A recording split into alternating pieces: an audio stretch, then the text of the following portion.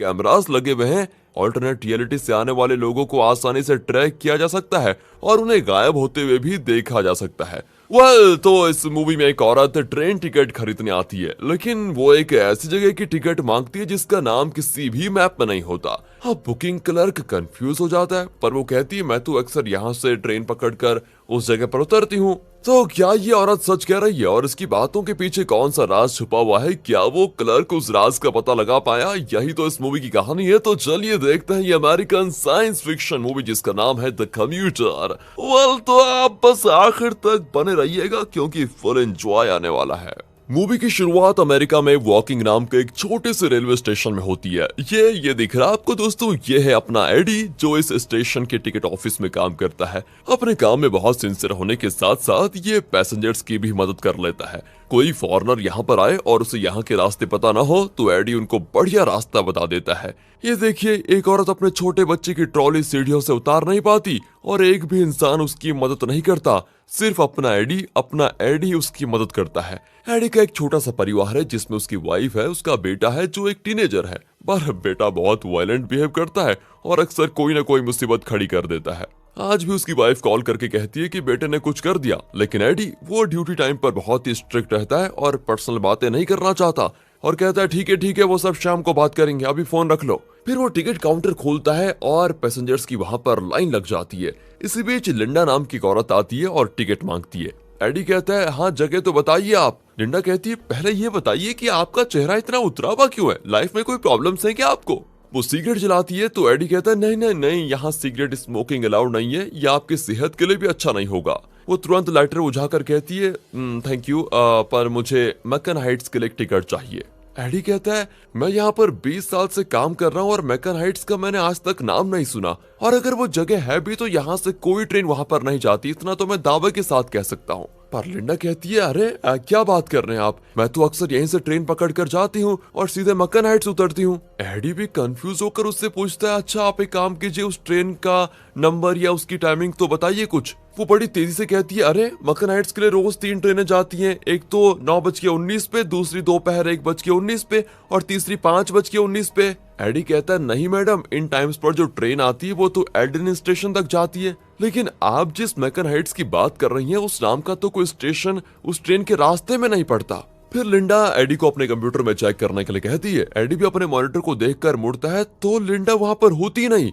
AD भी चौंक जाता है कि भाई कहाँ गायब हो गई एकदम से। फिर काम के बाद वो इस बारे में अपने कलीग चार्ल्स को बताता है। वो कहता है यार मैकन हाइट्स ये नाम तो मैंने भी कभी नहीं सुना, मुझे तो लगता है कि कोई औरत आई ही नहीं और ना ही कोई गायब हुआ है, ये सब बस तुम्हारे दिमाग का भ्रम है। अरे तुम बूढ़े हो रहे हो ना, तो हो सकता है तुम्हारी इमेजिनेशन थोड़ा अपने आप काम कर रही हो। अब ये सुनकर एडी भी हंस पड़ता और कहता है बेटा उड़ा लो मेरा मजाक, तुम्हें भी एक दिन बूढ़ा होना पड़ेगा, खैर कल मिलते हैं। कहकर एडी घर के लिए निकल जाता है, पर घर पर पुलिस बैठी होती है क्योंकि एडी के बेटे सैम ने आज अपनी गर्लफ्रेंड को मारा था और उस लड़की ने पुलिस में कंप्लेंट कर दी होती है।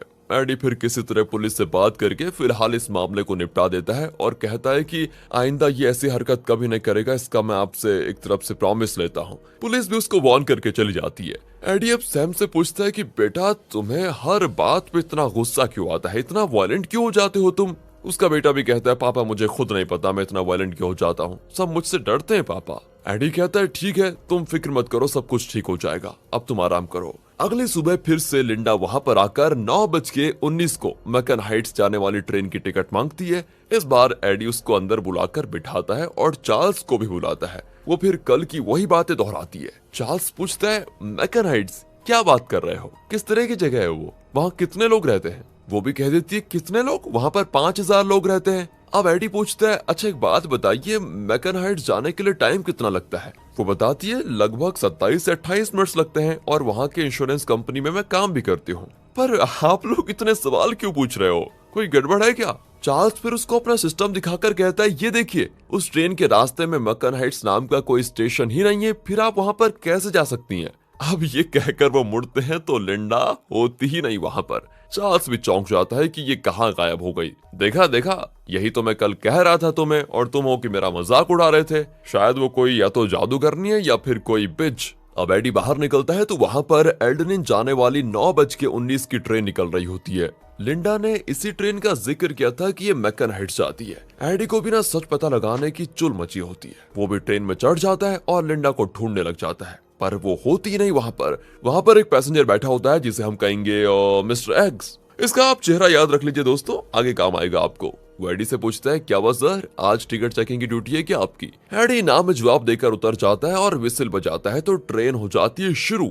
एडी अब घर आता है तो पता चलता है आज तो सैम ने अपनी माँ को यानी एडी की वाइफ को मार दिया है। बड़ा खतरनाक लड़का है यार इनका। एडी भी परेशान होकर उसको एक साइकियाट्रिस्ट के पास लेकर जाता है, लेकिन कंसल्टेशन के दौरान एडी को लगता है कि लिंडा यहाँ पर भी आ गई है। साइकियाट्रिस्ट बताती है, देखिए आपके बच्चे सैम को बचपन से कोई स्ट्रेस है जिसकी वजह से वो हद से ज्यादा वायलेंट हो जाता है। आगे जाकर इसका गुस्सा और वायलेंट और भी बढ़ सकता है, इसीलिए हमेशा इस पर आप नजर रखिएगा। एडी अपने बेटे को लेकर बहुत दुखी हो जाता है क्योंकि यार बच्चा बार बार ऐसी हरकतें करे जिससे बेइज्जत होना पड़े तो दुख तो होता ही है। उस रात वो अपनी वाइफ से पूछता है, तुम्हें हमारी पहली मुलाकात याद है क्या? वो कहती है, अरे क्यों नहीं, तुम ट्रेन में काम करते थे और मैं रोज ट्रेन में सफर करती थी, दोनों की दोस्ती हो गई। पर मुलाकात के 2 महीने के बाद ही मुझे डेट पे बुलाने की हिम्मत तुम्हारी थी सच में। फिर क्या था, शादी हुई और सैम पैदा हो गया। यही तो है हमारी लव स्टोरी का इतिहास। तो अब अगले दिन एडी अपना काम ठीक से नहीं कर पाता क्योंकि घर में उसको सैम की परेशानी खाई जाती होती है, तो यहाँ लिंडा की खाई जाती है क्योंकि लिंडा ने भी उसके दिमाग में सरदर्द करके रखा हुआ है एक मिस्टीरियस औरत बनकर जो बार बार ऐसी जगह की बात कर रही है जो कि मैप में है ही नहीं और ऊपर से गायब भी हो जाती है यार। आज तो मैं सच का पता लगा कर ही रहूंगा, ये सोचकर एडी 9:19 की ट्रेन में चढ़ जाता है। फिर वो अपने फोन पर 28 मिनट का टाइमर सेट कर लेता है क्योंकि लिंडा ने कहा था यहाँ से मैकन हाइट्स जाने में 27 से 28 मिनट लगते हैं। तो आज भी मिस्टर एक्स एडी से पूछता है, अरे आज भी आप टिकट चेक करने आ गए? एडी कहता है, नहीं आज तो मैं खुद एक पैसेंजर हूँ। वो एक विंडो सीट पर बैठ जाता है और बाहर देखने लग जाता है। बाहर लिंडा खड़ी दिखती है उसको। एडी फिर से कंफ्यूज हो जाता है कि ये औरत आखिर है कौन और ये मुझको हर जगह नजर क्यों आ रही है। ट्रेन बहुत दूर जा चुकी थी लेकिन अब तक एक भी स्टेशन नहीं आया होता। टाइमर में लगभग 27 मिनट हो चुके थे लेकिन अब तक मैकन हाइट्स स्टेशन का कोई पता नहीं चला। तभी एडी को बाहर एक सिटी जैसा कुछ दिखाई देता है। इतने में मिस्टर एक्स उठकर दरवाजे के पास जाता है तो दरवाजा अपने आप खुल जाता है। एडी चौंक जाता है कि ट्रेन के चलते दरवाजा खुला कैसे। वो मिस्टर एक्स को वार्न करता है, अरे अरे गिर जाएंगे आप, पर मिस्टर एक्स तो चलती ट्रेन से नीचे कूद जाता है। एडी की कुछ समझ में नहीं आता, उसको मतलब एक तरफ से कहते हैं ना सदमा, वो हो जाता है। उसका टाइमर भी 0 पे आ चुका था। तो क्या यही वो मैकन हाइट्स है? ये सोचकर एडी भी ट्रेन से कूद पड़ता है और तब वो देखता है कि उस ट्रेन से कई लोग इस जगह पर कूद रहे हैं और एक पहाड़ पर चढ़कर उस सिटी की ओर जा रहे हैं। एडी भी बिना कुछ सोचे समझे उनके साथ चलने लग जाता है और उस सिटी में पहुंच जाता है। वहां बड़े बूढ़े बच्चे सभी साथ में होते हैं। एडी फिर वहां के एक रेस्टोरेंट में जाता है तो वेट्रेस उसका स्वागत करती है और पूछती है, what would you like to have sir? Eddie चाय मांगता है। वो तुरंत चाय लाकर देती है और साथ ही बताती है, ये एप्पल केक है जो मैंने खुद बनाया है, आप चख के बताइए जरा कैसा है। एडी केक खाता है तो बिल्कुल मंत्रमुग्ध हो जाता है क्योंकि इतना टेस्टी केक उसने लाइफ में कभी नहीं खाया था। वो बाहर आता है तो एक कपल उससे टकरा जाते हैं। वो आदमी कहता है, सॉरी सर, हमारी आज एंगेजमेंट हुई है इसीलिए जरा हंस खेल रहे थे, आपसे टकरा गए, उसके लिए बहुत बहुत सॉरी, प्लीज माफ कर दीजिए। एडी भी कहता है, कोई बात नहीं, आप दोनों, बधाई हो आप दोनों को। वो थैंक यू कहकर चले जाते हैं। ये जगह, यहाँ के लोगों का बर्ताव, ये सब एडी का दिल जीत लेते हैं भाई। यहाँ सब एक तरफ से बहुत ही खुश दिखाई देते हैं। बच्चे पतंग उड़ाकर मजे से खेलते हैं जिसको देखकर एडी का जी थोड़ा हल्का हो जाता है। तब वहां पर लिंडा आ जाती है। एडी पूछता है, जरूर ये सब मेरे दिमाग का खेल है राइट? रियल में मेरी जो परेशानियां हैं उनसे छुटकारा पाने के लिए मेरा दिमाग मेरे साथ ही खिलवाड़ कर रहा है और मुझे विश्वास दिलाना चाहता है कि मैं इस खूबसूरत जगह पे हूँ। लिंडा कहती है, अरे आपको कैसे पता ये रियल नहीं है? एडी कहता है, दुनिया में ऐसी कोई जगह होती ही नहीं जहाँ सब खुश रहते हैं, हर किसी न किसी में दुख तो होता ही है। मैं ट्रेन में था कि अचानक लोग ट्रेन से कूदने लगे, मैं भी कूद कर इस जगह पर पहुंच गया। अरे रियल लाइफ में ऐसा होता है क्या? लिंडा भी हंसकर कहती है, ये भी तो रियल है। असल में 9:19 वाली वो ट्रेन आपको ऑल्टरनेट रियलिटी में लेकर आ गई है। यहाँ इंसान वही है लेकिन इस ऑल्टरनेट रियलिटी में उनके कोई दुख नहीं है, सब बड़े खुश हैं। और आप जिस मैकन हाइट्स के बारे में बार बार पूछ रहे थे, यही वो जगह है। शाम को 5:19 को वो वॉकिंग टाउन में जाने वाली ट्रेन आएगी और उसमें आप वापस चले जाएंगे तो आप अपने घर पहुंच जाएंगे। रियलिटी में आपके परिवार में जो दुख है ऑल्टरनेट रियलिटी में वो नहीं होगा और आप अपने परिवार के साथ खुशी खुशी जी सकेंगे। एडी की समझ नहीं आता कि ये कह क्या रही है और जो वो कह रही है वो कैसे पॉसिबल है। फिर भी वो 5:19 तक वही इंतजार करता है। बाकी लोग भी उसी की तरह 5:19 की ट्रेन के लिए वहां पर वेट कर रहे होते हैं और जिस तरह चलती ट्रेन से ये कूदे थे उसी तरह चलती ट्रेन में सब चढ़ने लग जाते हैं। आखिरकार एडी वॉकिंग स्टेशन पहुंच जाता है। उसे लगता है कि ऑल्टरनेट रियलिटी में जाकर खुशी तो मिली, लेकिन आज के बाद वो वहां पर नहीं जाएगा। ये निश्चय करके वो घर जाता है, लेकिन ये क्या, उसकी वाइफ आज कुछ ज्यादा ही एक्टिव और खुश नजर आ रही है। दिखने में बहुत खूबसूरत भी लग रही है। एडी भी कंफ्यूज होकर अपने बेटे सैम के कमरे में जाता है, लेकिन वहां सैम होता ही नहीं, बल्कि वो कमरा एक स्टोर रूम की तरह दिखता है। उसकी वाइफ कहती है, तुम इस कमरे में क्यों आ गए हैं? अरे याद है क्या, ये कमरा हमने अपने होने वाले बच्चे के लिए तैयार किया था, लेकिन हमारी किस्मत तो देखो, ना तो हमारा कोई बच्चा हुआ और ना इस कमरे को कोई यूज कर पाया। और ये सुनकर एडी को लगता है धक्का, क्योंकि वो जाता है चौंक कि ये हुआ है कैसे। उसे लगा था कि मैकन हाइट से वापस आने से वो ऑल्टरनेट रियलिटी से निकलकर अपनी रियलिटी में आ गया है, लेकिन सच तो यह है कि वो अब भी ऑल्टरनेट रियलिटी में ही है और उसी ऑल्टरनेट रियलिटी में वो वॉकिंग टाउन में रह रहा है। इस ऑल्टरनेट रियलिटी में उसका कोई बेटा नहीं है जो उसको परेशान करे, इसलिए उसकी वाइफ भी बहुत खुश दिखाई दे रही है। खैर, जो हो गया सो हो गया, ये सोच कर एडी अगले दिन काम पे जाता है। वहां वो फिर उसी औरत की मदद करता है जो अपने बच्चे की ट्रॉली को नीचे नहीं उतार पा रही थी, लेकिन इस बार और भी कई लोग मदद के लिए आते हैं। वो बच्चा कुछ दबा दबा के खा भी रहा होता है। शुरुआत में आपने देखा होगा कि किस तरह सिर्फ एडी इस औरत की मदद कर रहा था, लेकिन यहाँ ऑल्टरनेट रियलिटी में सब अच्छे लोग हैं और खुशी से दूसरों की मदद कर रहे हैं। अब इस ऑल्टरनेट रियलिटी में एडी कुछ रिसर्च करता है, जिसमें उसको पता चलता है कि एक न्यूज़पेपर आर्टिकल में लिखा था कि मैकन हाइट्स नाम की एक सिटी बनने वाली थी, लेकिन उस प्रोजेक्ट को सरकार ने रोक दिया, जिस वजह से वो सिटी नहीं बनी। फिर एडी इस आर्टिकल को लिखने वाली रिपोर्टर से मिलने जाता है और उस मिस्टीरियस सिटी के बारे में पूछता है। रिपोर्टर बताती है, मुझे उस सिटी प्रोजेक्ट के बारे में अच्छी तरह याद है, वैसे आप कितनी बार वहां पर गए हैं? एडी कहता है, मैं तो एक ही बार गया हूँ मैकन हाइट्स। रिपोर्टर बताती है कि आपकी तरह कई लोग आकर मुझसे उस सिटी के बारे में पूछते हैं और वो कहते हैं कि वो उस सिटी में कई बार गए हैं। फिर वो एडी को कुछ डॉक्यूमेंट्स दिखाती है और बताती है, मैकन हाइट्स एक बहुत बड़े आर्किटेक्ट का सपना था। वो एक शानदार सिटी को बनाना चाहता था, लेकिन किसी वजह से उसका प्रोजेक्ट पास नहीं हुआ और अपने ड्रीम प्रोजेक्ट को रुकते देखकर वो बर्दाश्त नहीं कर पाया और बेचारा चल बसा। फिलहाल वो तो एकदम खाली जगह है, पर हाँ, कुछ लोग कहते हैं कि वहां पर सच में एक सिटी है जहां पर हर कोई बहुत ही खुश है और सभी चैन से रहते हैं। उनकी बातें सुनकर मैंने भी कई बार ट्राई किया मैकन हाइट्स जाने का, लेकिन न जाने क्यों उस जगह पर मेरे लिए ट्रेन का दरवाजा ही नहीं खुलता है, इसलिए मैं वहां पर जा ही नहीं पाई। लोग कहते हैं कि सिर्फ कुछ ही लोगों को मैकन हाइट्स जाने का मौका मिलता है। फिर उन डॉक्यूमेंट्स में एडी को लिंडा की फोटो मिलती है। वो रिपोर्टर से पूछता है तो वो बताती है कि ये उस आर्किटेक्ट की बेटी है जो मैकन हाइट सिटी बनाना चाहता था। बेचारी बहुत दुखी थी उस समय। अगर उसके पापा का ड्रीम प्रोजेक्ट पास हो जाता तो शायद वो इस वक्त जिंदा होते, लेकिन अचानक वो लड़की भी अचानक कहाँ गायब हो गई। एडी को और ज्यादा जिज्ञासा होने लग जाती है कि ये तो मिस्ट्री के अंदर और भी मिस्ट्रीज खुलती जा रही हैं। इसके पीछे का राज क्या है भाई? फिर वो काम के टाइम पे भी पुराने न्यूज़पेपर्स पढ़कर देख रहा होता है। इतने में चार्ल्स आ जाता है और कहता है कि आज मुझे जल्दी जाना यार, मेरा बेटा स्कूल ड्रामा में हिस्सा ले रहा है। एडी हंसता है कि तेरी शादी हो गई क्या जो तेरा बेटा हो गया? चार्ल्स कहता है, यार मजाक मत कर यार, लेट हो रही है। अरे मेरे 3 बच्चे हैं यार। पर किस्मत का खेल तो देखो, मेरे 3 है और तुम्हारा एक भी नहीं। असल में दोस्तों, ऑल्टरनेट रियलिटी में चार्ल्स के 3 बच्चे हैं और एडी की कोई संतान ही नहीं है। तब जाकर एडी को अपने बेटे की याद आती है और वो तुरंत ट्रेन के पास जाता है जहां उसे अपना बेटा सैम दिखाई देता है। वो बिल्कुल फैसला कर लेता है कि ऑल्टरनेट रियलिटी में खुशी जरूर है, लेकिन मुझे मेरा बेटा चाहिए, चाहे वो मुझे कितने दुख क्यों ना दे दे, मुझे अपना बेटा चाहिए। ये फैसला करके वो ट्रेन में चढ़ जाता है। ठीक 28 मिनट के बाद दरवाजा अपने आप खुलता है और एडी नीचे कूद पड़ता है। वो उसी रेस्टोरेंट में जाता है जहां पर वही वेट्रेस फिर एप्पल केक सर्व करती है। एडी मजे से खाकर बाहर आता है तो वही यंग कपल उसे फिर से टकरा जाते हैं और इस बार भी वो बताते हैं कि हमारी नई नई एंगेजमेंट हुई है, खेल खेल में हम आपसे टकरा गए, सॉरी सर। एडी फिर बधाई देता है तो वो थैंक यू कहकर चले जाते हैं।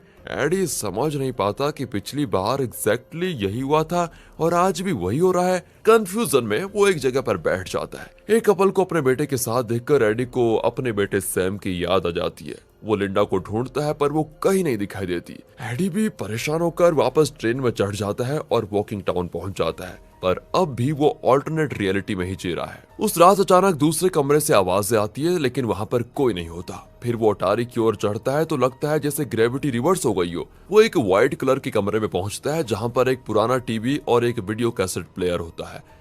उसमें एक कैसेट होता है जिसे एडी प्ले करता है। उसमें सैम की बचपन की वीडियोस होती हैं। एडी बहुत दुखी होता है और वो किसी भी तरह बस अपने बेटे को वापस पाना चाहता है। अगले दिन वो फिर उस ट्रेन में मैकन हाइट्स पहुंच जाता है। वहां वो हर किसी से लिंडा के बारे में पूछता है, लेकिन एडी अब रियलाइज करता है कि यहाँ के सारे लोग अपनी रियलिटी में किसी न किसी दुख, दर्द या बीमारी से पीड़ित हैं और उससे राहत पाने के लिए ये लोग इस मैकन हाइट्स पर आते हैं। एक आदमी तो कहता है, अरे मैं तो किसी लिंडा वगैरह को नहीं जानता, मैं यहाँ पर बहुत खुश हूँ सर, आप भी लिंडा को ढूंढना बंद कर दीजिए और हर पल को खुशी से जिए। तब वो औरत आती है जिसके बच्चे को स्टेशन की सीढ़ियों से उतारने में एडी अक्सर मदद करता था। वो रोते हुए कहती है, सर मेरे बच्चे के गले में कुछ अटक गया है, वो सांस नहीं ले पा रहा है, शायद इसकी जान को खतरा है, प्लीज मेरी मदद कीजिए। पर एडी उसको इग्नोर करके रेस्टोरेंट में जाता है और वेट्रेस से लिंडा के बारे में पूछता है। पर वो कहाँ, वो तो अपना दुख सुनाने लग जाती है कि जब मैं 16 साल की थी तो एक आदमी ने मुझे चाकू दिखाकर धमकाया और मुझे अकेले में जाकर अब्यूज किया। उस दिन मुझे कितना दर्द हुआ होगा आप सोच भी नहीं सकते।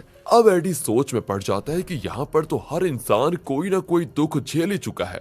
एडी अब और परेशान और गुस्सा हो जाता है। वो बाहर आता है तो फिर से वो कपल टकराते हैं, वो फिर सॉरी कहते हैं, लेकिन इस बार एडी जो गुस्से में था उस आदमी को धक्का दे देता है। पर फिर भी वो उठकर खुशी से एडी को थैंक करके निकल जाता है। और तब एडी के दिमाग में एक बात स्ट्राइक होती है कि उस दिन लिंडा ने कहा था कि वो मैकन हाइट्स में एक इंश्योरेंस कंपनी में काम करती है। एडी तुरंत उस कंपनी को ढूंढ लेता है, लेकिन वहां बिल्डिंग के बजाय एक दीवार होती है जिसमें एक दरवाजा होता है। एडी दरवाजा खोलकर अंदर जाता है तो दूसरी ओर निकलने के बजाय वो एक बहुत बड़े स्पेस के अंदर जाता है जहां लिंडा होती है। एडी कहता है, प्लीज मुझे इस ऑल्टरनेट रियलिटी में नहीं जीना, मुझे प्लीज मेरी असली रियलिटी में वापस भेज दीजिए।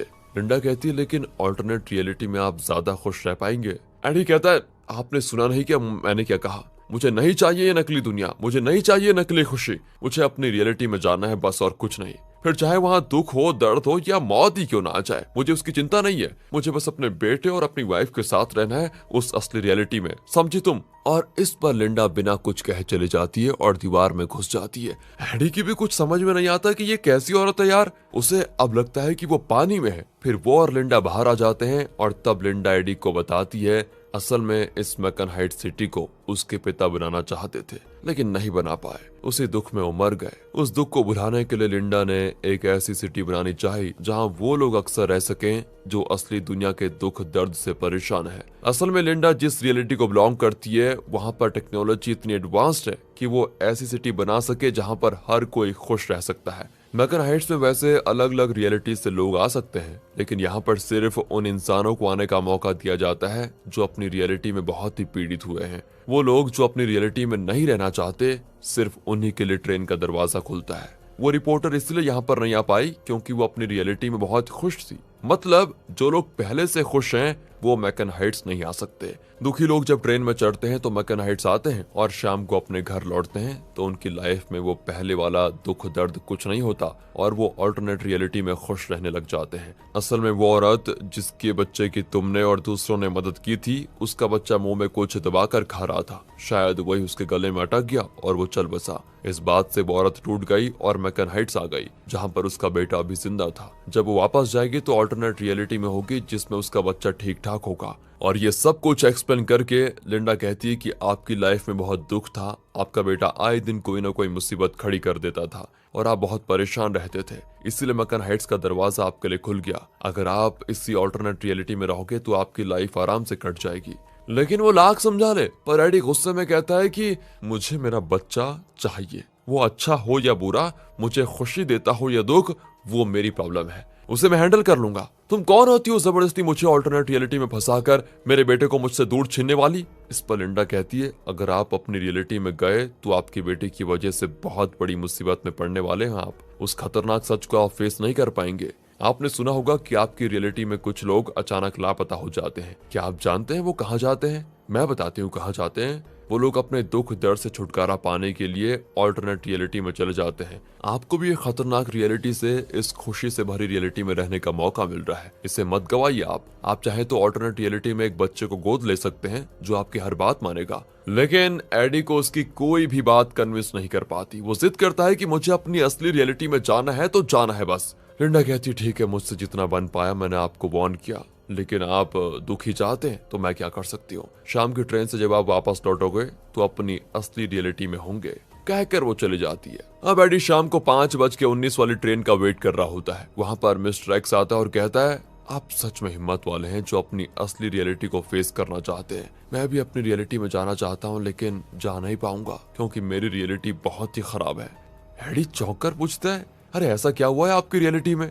मिस्टर एक्स बताता है कि मैंने छोटे छोटे बच्चों का अब्यूज किया। उस वक्त मुझे एहसास नहीं हुआ कि मैं कितना बुरा काम कर रहा हूँ, लेकिन जब मैंने रियलाइज किया तो उस रियलिटी में मेरा जीना मुश्किल हो गया। इसलिए अब मैं ऑल्टरनेट रियलिटी में जी रहा हूँ जहाँ मुझे कोई गिल्ट फीलिंग नहीं है और मैं चैन से जी रहा हूँ। फिर एडी ट्रेन में चढ़ता है और अपनी असली रियलिटी में वापस आ जाता है। वो खुशी खुशी घर जाता है और अपनी वाइफ को पुकारता है। वहाँ अपने बेटे को देखकर एडी बड़ा खुश होता है और इसी सीन के साथ इस मूवी का होता है अंत।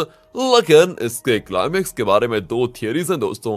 एक तो यह है कि यार सच में एडी अपने बेटे के साथ इस रियलिटी में एक अच्छी लाइफ जिएगा, और दूसरी थियरी यह है कि जैसा लिंडा ने कहा था कि अगर एडी अपनी रियलिटी में वापस गया तो उसे बहुत ही खतरनाक सच का सामना करना पड़ेगा। उस हिसाब से तो ये पॉसिबल है कि सैम जो पहले भी एक बार अपने वायलेंट बिहेवियर की वजह से अपनी माँ को पीट चुका था, शायद अब वो अपनी माँ को मार डाला। ये मेरा गैस है दोस्तों, क्योंकि जब भी एडी घर आता था तो सबसे पहले उसकी वाइफ उसके लिए दरवाजा खोलती थी, लेकिन आज वो अपनी वाइफ को पुकार कर अंदर आया पर घर में उसकी वाइफ है ही नहीं। ये महज एक गैस है क्योंकि डायरेक्टर ने क्लाइमेक्स का इंटरप्रिटेशन व्यूअर्स पर छोड़ दिया है। वैसे आपको क्या लगता है, आप तो मुझसे ज्यादा इंटेलिजेंट है, इतनी मूवीज देख चुके हैं, कमेंट करके बताइए ना यार, है ना। और मूवी तो ये आपको बहुत अच्छी लगी होगी, लाइक कीजिए, शेयर कीजिए, चैनल को सब्सक्राइब। मिलते हैं अगली वीडियो में, ध्यान रखिएगा अपना क्योंकि यही तो बहुत जरूरी है।